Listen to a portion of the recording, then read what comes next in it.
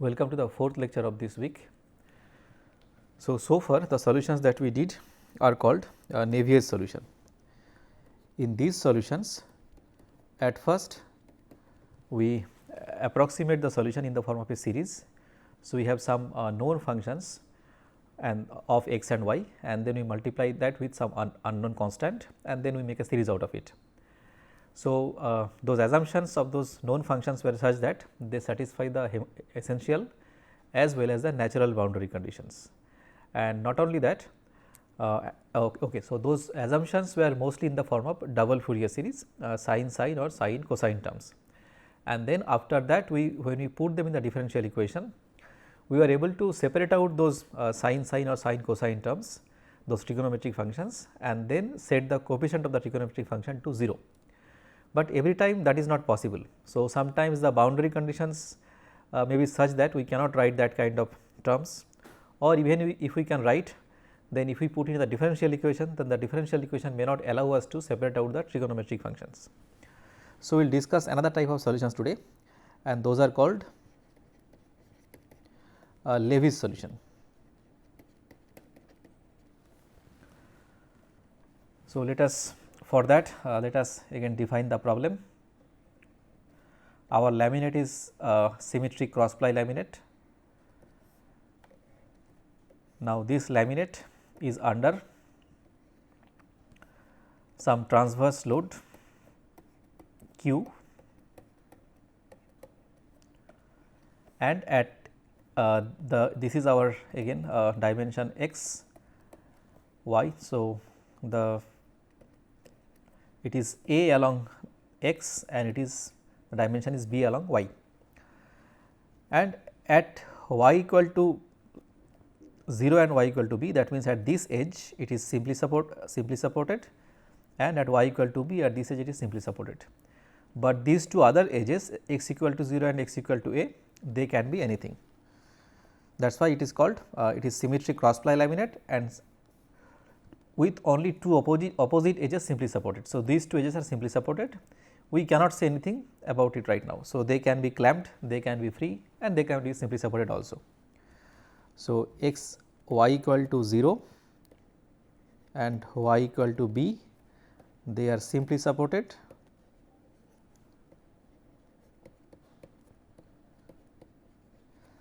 and as far as x equal to 0 and a concerned, let us not consider anything now. So, we will try to make a generic solution, so that we can put any boundary condition there later on. Now, because it is simply supported at y equal to 0 and y equal to b, so this means that w equal to 0 at y equal to 0 and y equal to b, and also my, which is equal to dxy into del 2 w by del x 2 plus dyy multiplied by del 2 w by del y 2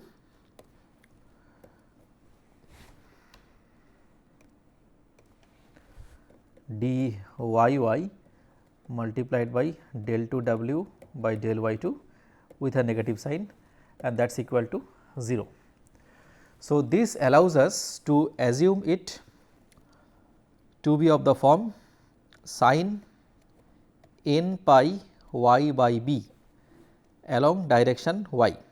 So, our solution w of x y can be written as summation n equal to 1 to infinity, something we will come there later on, multiplied by sin n pi y by b.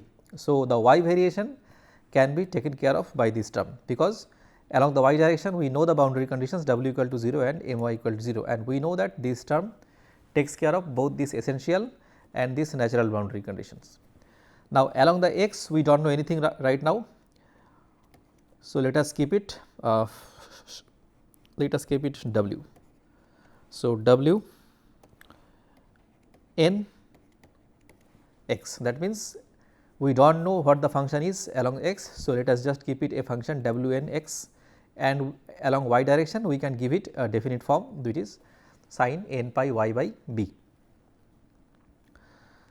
Now, these are boundary conditions and the differential equation is a symmetric cross ply laminate. So, the differential equation we know it is dxx del to the power 4 by del x 4 plus 2 into dxy plus dss del to the power 4 w by del x 2 del y 2 plus dyy del to the power 4 w del y 4 minus the applied load q equal to 0. So, you have to solve this differential equation using this approximation. Now, this load we can represent as, previously we represented using double Fourier series, we considered sine terms both along x and y, but right now we will not write it, we will write it in the form of a single Fourier series. So, we will only consider the variation along y, which is sin n pi y by b. Along x direction we could have written sin m pi x by b, but because in the solution we are not writing it in a trigonometric form along the x direction. So, here also let us just keep it q n x, n equal to 1 to infinity. So, this is how we represent our load q. Now, we know that these sine functions they are orthogonal. So, orthogonality of sine functions, and we discussed this before. So, with that orthogonality property, if we use that, then we can write q n as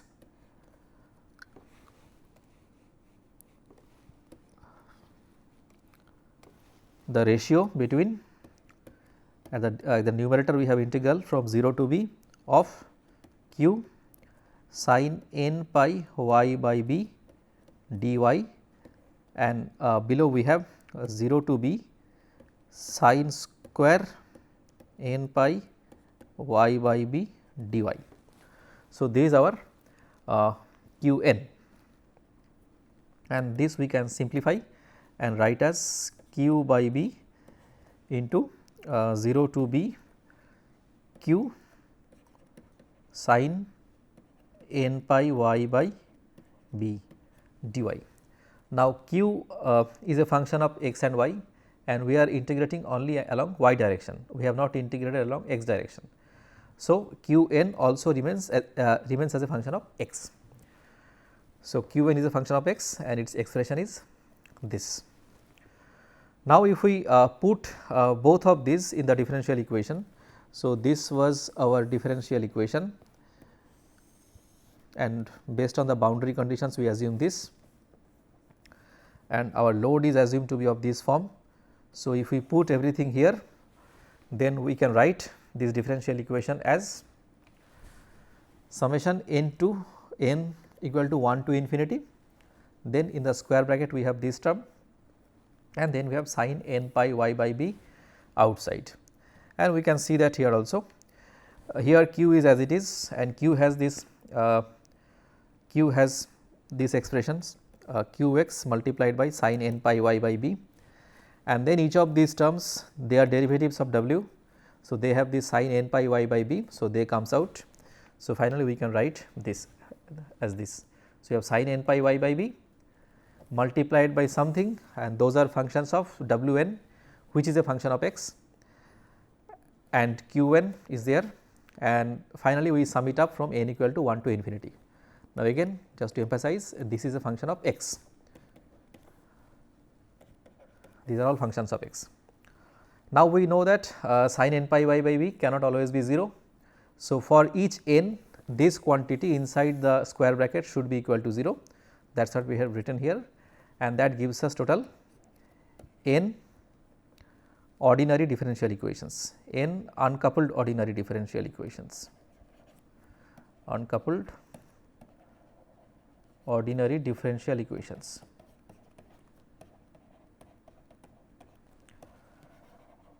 Now, again if we compare with the Navier solution approach, there we had explicit form for its variation along x and y both. So, when we put it in the differential equation, we got a set of uncoupled algebraic equations, but here q n is, I do not know what q n is, in what form it will be, we are just keeping it as an unknown function. So, that is why we are getting ordinary differential equations in terms of sorry, not q n, I mean we did not know what w n is, what function it is.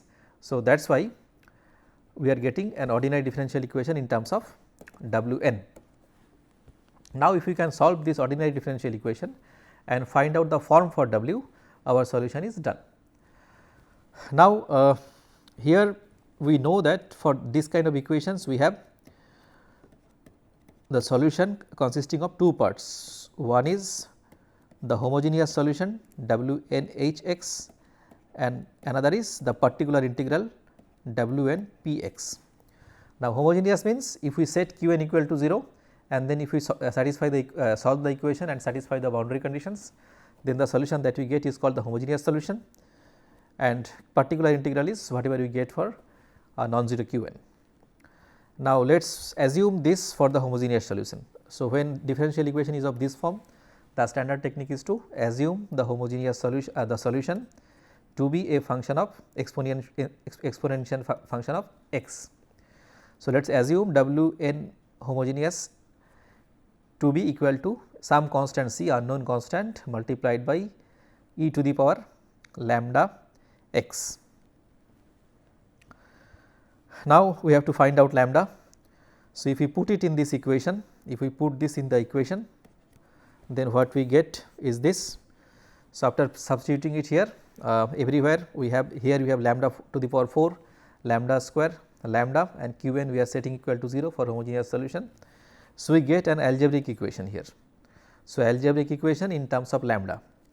So, from the ordinary differential equation in terms of w n, after substituting the homogeneous solution as an exponential function, we get an algebraic equation in terms of lambda, and you can remember we are doing it for every n separately. And then we can write lambda square is equal to this, where beta is equal to n pi by b. Then again we can see here that lambda square can have two values, for plus we have some value, we have for minus we have some value, and again if we take root of lambda there can be plus and minus. So, ultimately we are getting here 4 roots. So, here are these 4 values of lambda. This is lambda 1, the first value, lambda 2. So, lambda 2 is just negative of lambda 1, and lambda 3, lambda 4, and lambda 4 again we can see it is negative of lambda 3. Now, there are few possibilities depending on the relative values of these stiffness coefficients. So, depending on their values, these can be roots can be real, complex, there can be repeated roots and so on. So, the first possibility is real and distinct roots.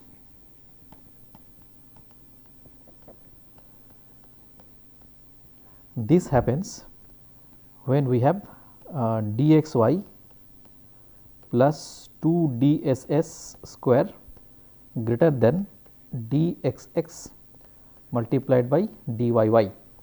That means, when this quantity is positive. So, when this quantity is positive, the root of this is real. So, if we have real and distinct roots, then the solution that we can write as w n for the homogeneous part as a function of x equal to a n multiplied by cosine hyperbolic lambda 1 x plus b n sine hyperbolic lambda 1 x plus c n cosine hyperbolic lambda 3 x plus d n sine hyperbolic lambda 3 x. Then there is a possibility that the roots can be real and equal. So, real and equal roots. and this happens when we have this equal to this, that means the term under the root becomes 0. So, dxy plus twice of dss square equal to dxx dyy, and in this case the solution can be written as w n for the homogeneous part as a function of x equal to a n cosine a n plus b n x. So, a n plus b n x multiplied by cosine hyperbolic lambda x plus c n plus d n x multiplied by sine hyperbolic lambda x, and here lambda square is equal to n square pi square by b square dxx multiplied by dxy plus 2 dss. Then there is a possibility that the roots are complex roots. That happens when dxx plus 2 dss square is less than dxx dyy, and here again we can write the homogeneous part of the solution for n as a n cosine lambda 2x plus b n sine lambda 2x multiplied by cosine hyperbolic lambda x plus c n cosine lambda 2x plus d n sine lambda 2x multiplied by sine hyperbolic lambda 1 x. So, where lambda 1 square is equal to n square pi square by 2 dxx b square multiplied by dxx dyy plus dxy plus 2 dss, and lambda 2 square is equal to n square pi square by 2 dxx b square multiplied by dxx dyy minus dxy plus 2 dss.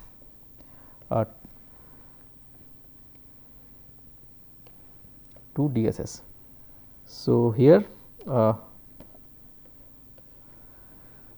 out of these three we will consider the first possibility, that the roots are real and distinct. Now, external load q is a function of x y, and which we have written like this. Now, let us, and we have already represented found out what is q n, and which is this. Now, if we assume that q x y is a constant function, that means that is equal to q 0. So, q x y does not vary with x and y.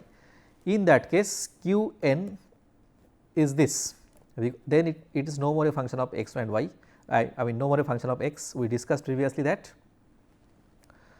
this integral, because we are not integrating along x. So, this is a function of x, but since q itself is not a function of x. So, q n x is a constant which is 4 q 0 by n pi. So, let us develop the solution only for this. So, if we consider q n x as this, then the particular integral which we get is simply this, and let us represent this as q n bar. So, the particular integral for q n is equal to 4 q 0 by n pi is b to the power 4 q n by n to the power 4 pi to the power 4 by d y y, and then we have q n bar as this. I mean this we represent as q n bar. So, the total solution is, so the total solution that we get is, we can write as solution n of x and y is equal to homogeneous x plus this q n bar multiplied by sin n pi y by b, and for this we have seen there are 4 possibilities. These are 3 possibilities, this one and this one, but we are considering only this as of now. Now, we have to find out the constants associated with the homogeneous solution. So, here we have 4 constants a n, b n, c n and d n. Now, to evaluate that, now we need the boundary conditions along x equal to 0 and x equal to a. So, if we look at it along 2 dimensions in the x y plane, we have this as x and this as y. We have discussed that this is simply supported here, this is simply supported here. Now, we can consider various boundary conditions along x and y. So, let us assume that it is clamped here and clamped here, and then we will see what if it is simply supported here and here also. So, if it is clamped here and here, so this is our A and this is B. So, if it is clamped here and here, then we have at x equal to 0 and x equal to A, we have w equal to 0 as well as del w by del x equal to 0. Now, what we do is, so let us write the solution once again here, that will be a full form of w n, then it will be easier to follow. So, w n as a function of x was a n cosine hyperbolic lambda 1 x plus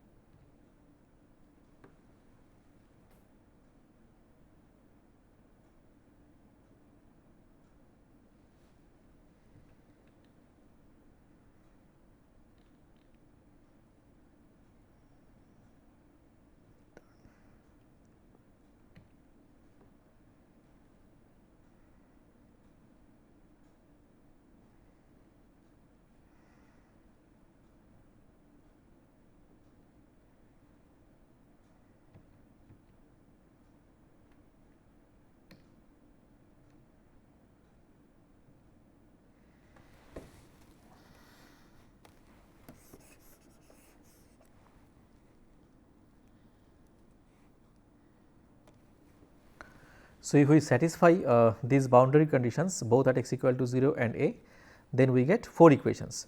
So, this one gives at x equal to 0 w equal to 0, this one gives at x equal to 0 del w by del x equal to 0, and this gives me at x equal to 0.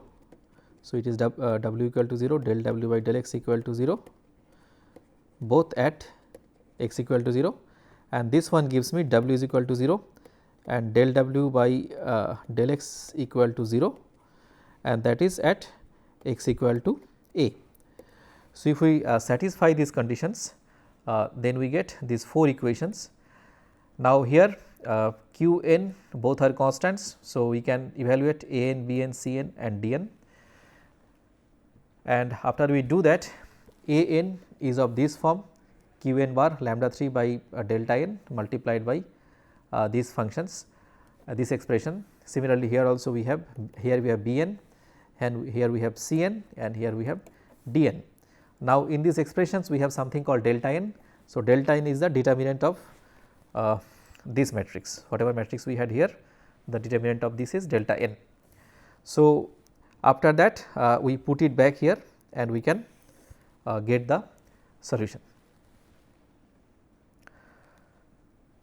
Now, just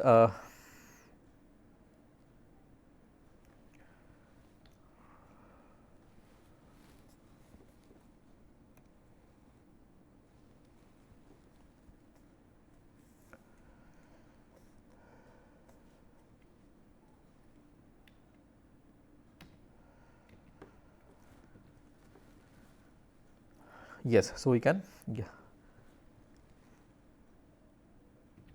Now, let us assume that this plate is simply supported at x equal to 0 and x equal to a.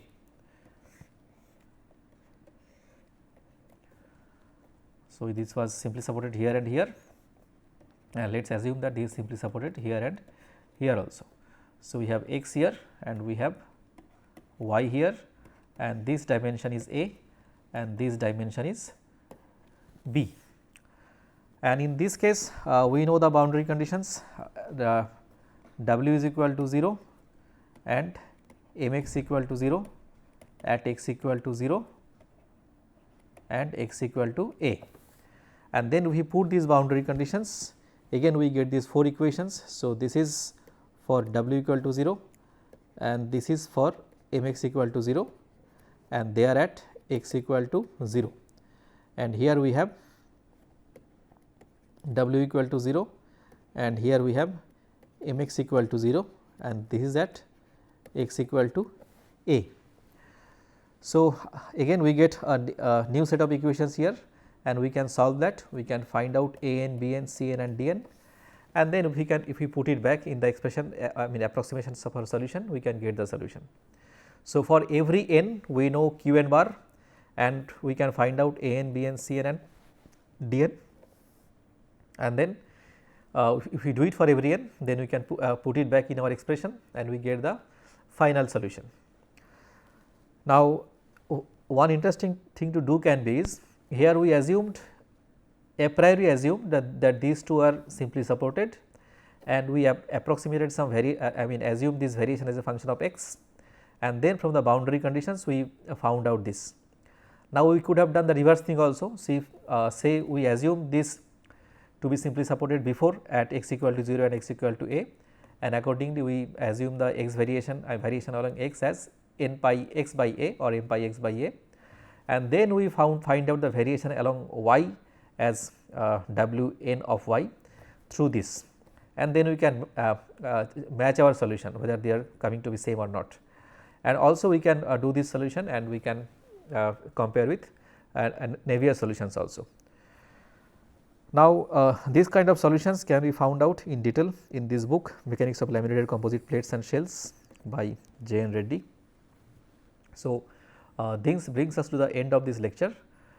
In next classes, we will talk about energy and virtual work based solutions for this kind of problems. Thank you.